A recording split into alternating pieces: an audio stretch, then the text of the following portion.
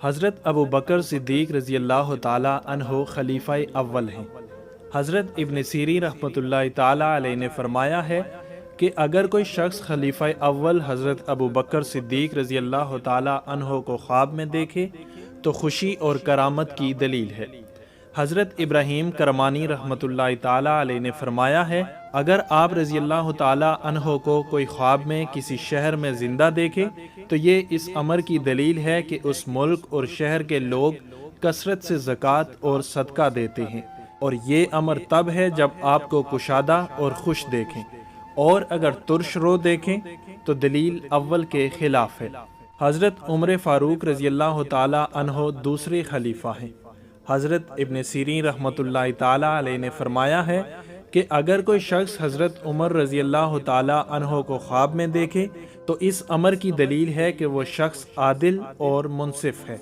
اور اگر آپ رضی اللہ تعالی عنہ کو کسی شہر میں کشادہ اور خوش طبیعت دیکھیں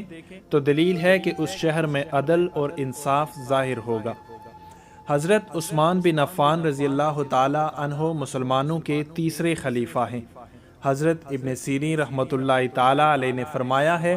کہ اگر کوئی شخص حضرت عثمان کو خواب میں خوش طبیعت اور ہنستا ہوا دیکھے تو اس امر کی دلیل ہے کہ اس شہر کے لوگ قرآن مجید اور علم سیکھنے میں رغبت کریں گے۔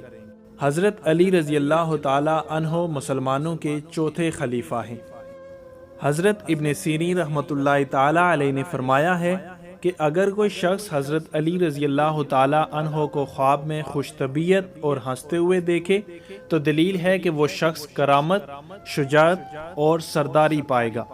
اور جس شہر میں دیکھے گا وہ شہر عدل و انصاف سے نمایاں ہوگا، لیکن گاہے بگاہے ان کے درمیان نزاع، جدل اور جھگڑا ہوتا رہے گا، اور اللہ ہی بہتر کو خوب جانتا ہے۔